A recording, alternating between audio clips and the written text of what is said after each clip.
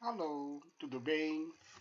Então, no nosso estudo da obra Os Mensageiros de André Luiz, a psicografia do Chico, estamos agora numa nova etapa desta jornada de André Luiz com Vicente e o seu instrutor Aniceto, onde eles, terminando as últimas atividades até de vida social lá em Campos da Paz, esta colônia, este posto de socorro, vamos assim dizer.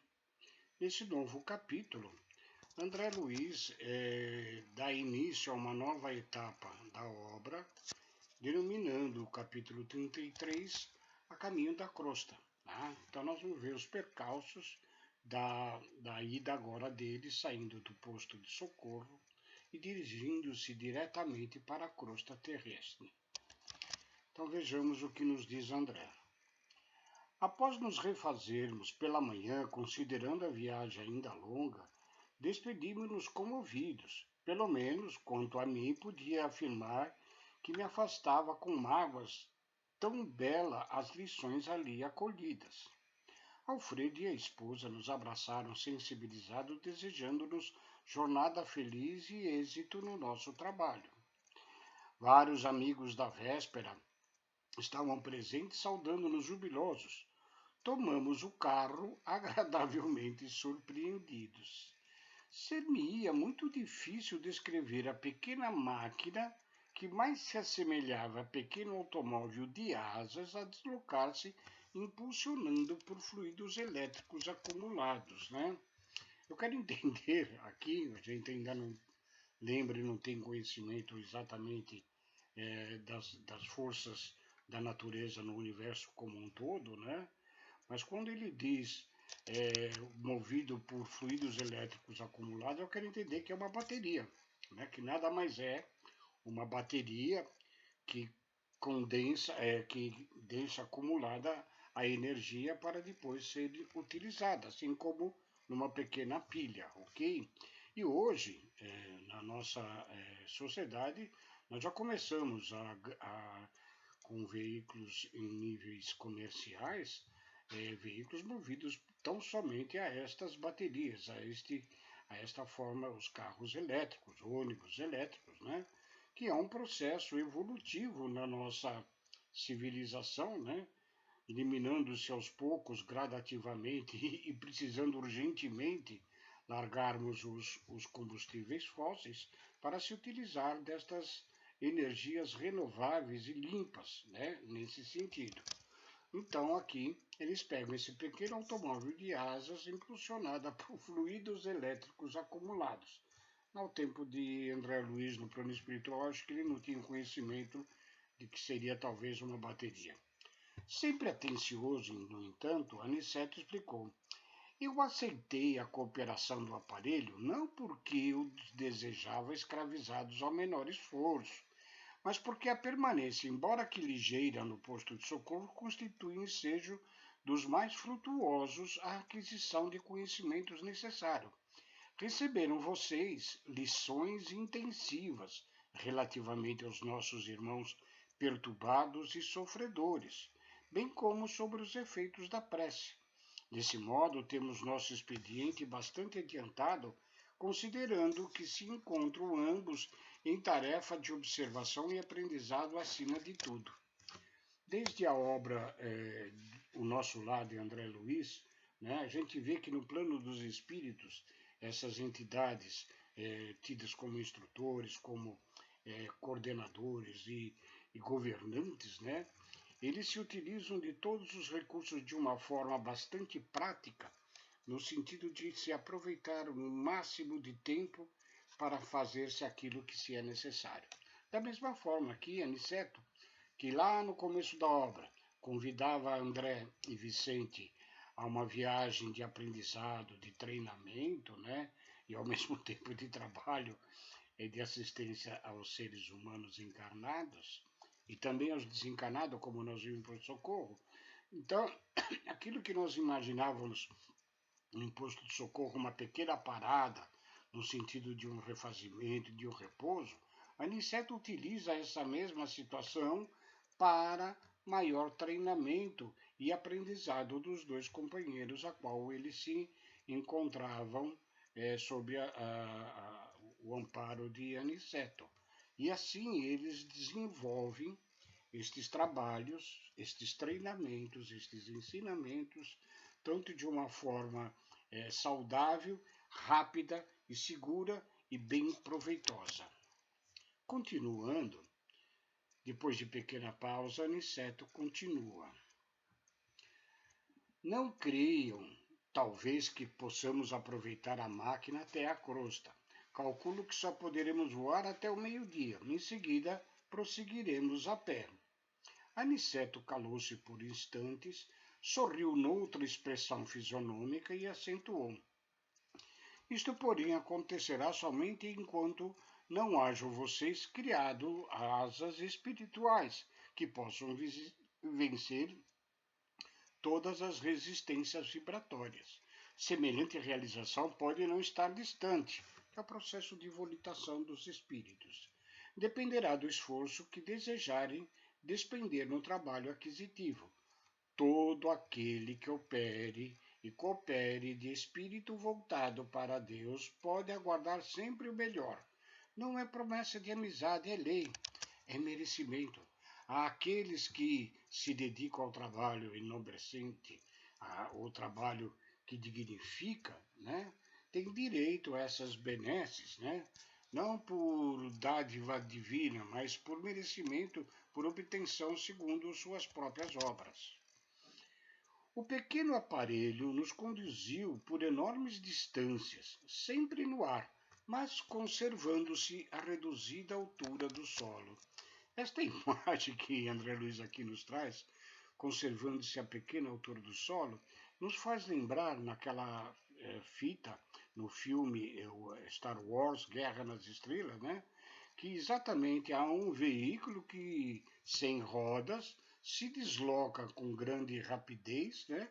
A pequena altitude do solo, né? Quer nos parecer que os diretores, produtores deste filme cinematográfico, né, tenham lido esta obra de André Luiz e tirado daqui a ideia de um veículo que se locomove com baterias, né, força elétrica, e se locomove a pequena altitude, bem próximo do solo, né? É-nos curioso esta observação, né, de André Luiz e de termos esta imagem no filme de ficção, mas que talvez muito real no plano dos espíritos. Relendo, o pequeno aparelho nos conduziu por enormes distâncias, sempre no ar, mas conservando-se a reduzida altura do solo. Quase precisamente ao meio-dia, estacionamos em um humilde pouso destinado ao abastecimento e reparação de maquinaria de natureza daquela em que havíamos viajado. Despediu-se de nós o condutor, que nos desejou boa viagem, preparando-se para regressar. A paisagem tornou-se então muito fria e diferente. Não estávamos em caminho trevoso, mas ainda muito escuro e nevoento. Tornara-se densa a atmosfera, alterando-nos a respiração. Aniceto contemplou conosco a vastidão caliginosa e falou em tom grave. Com 4 horas de locomoção, e lembramos que eles estarão agora a pé, estaremos na crosta. Reparem as sombras que nos rodeiam, identifiquem a mudança geral. Infelizmente, as emissões vibratórias da humanidade encarnada são de natureza ainda bastante inferior, em nos referindo à maioria das criaturas terrestres. E estas regiões estão repletas de resíduos escuros de matéria mental dos encarnados e desencarnados de baixa condição.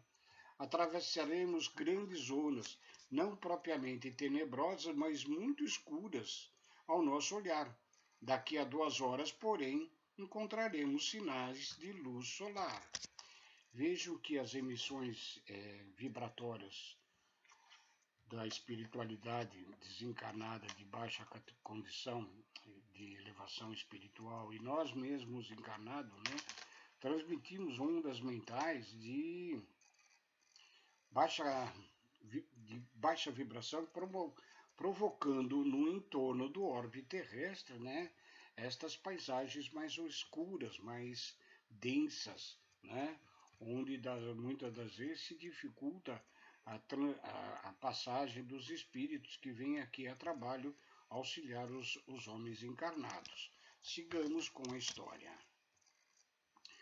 Nossa peregrinação, francamente, foi muito pesada e dolorosa, e somente aí avaliei de fato a enorme diferença da estrada comum que liga a crosta ao nosso lar, que é um caminho já pré-preparado para a passagem de nosso lar para a terra, e aquela que agora percorríamos a pé, vencendo obstáculos de vulto.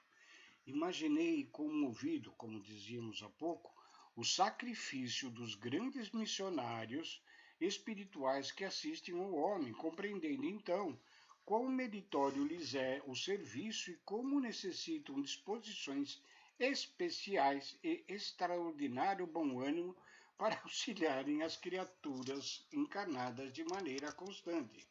Ou seja, eles se dedicam mesmo ao nosso desenvolvimento, atravessando zonas que são muito prejudicadas pelas nossas baixas vibrações.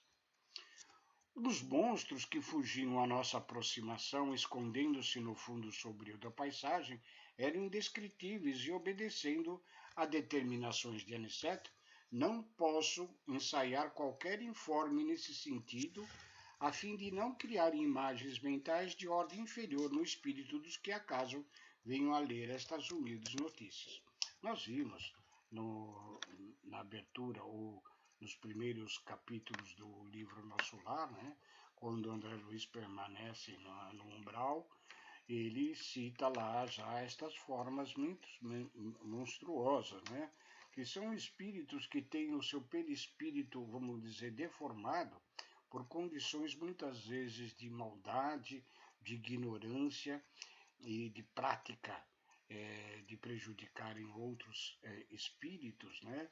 Mas que tanto lá como aqui, estas formas não são permitidas a eles relatarem para nós, para não criarmos imagens que venham a nos prejudicar o nosso desenvolvimento espiritual. Contudo, sabemos que estas formas perispirituais são momentâneas, até que o espírito, cansado de sofrer nestas condições, venha a se posicionar no sentido de se reconhecer em baixa categoria de desenvolvimento espiritual e venha solicitar reencarnações, às vezes dolorosas na matéria, para que possam refazer os seus perispíritos em formas mais aperfeiçoadas. No horário previsto por nosso orientador, começamos a vislumbrar de novo a luz do sol, como se estivéssemos em madrugada clara. O espetáculo era magnífico e novo para mim. Calor brando começou a revigorar-nos. Aniceto fixou o quadro maravilhoso dos raios de luz, atravessando as sombras, e falou de olhos úmidos. Agradeçamos ao Senhor dos mundos a bênção do sol. Na natureza física, esta é a mais alta imagem de Deus que nós conhecemos. Temo-lo nas mais variadas combinações segundo a substância das esferas que habitamos dentro do nosso sistema. Ele está em nosso lar, de acordo com os elementos básicos da vida, e permanece na Terra segundo as qualidades magnéticas da crosta. É visto em Júpiter de maneira diferente, ilumina Vênus com outra modalidade de luz, aparece em Saturno noutra roupagem brilhante. Entretanto, é sempre o mesmo, sempre a radiosa sede de nossas energias vitais. Avançamos comovidos e daí a algum tempo surgiu-nos o astro sublime na posição que antecede o crepúsculo.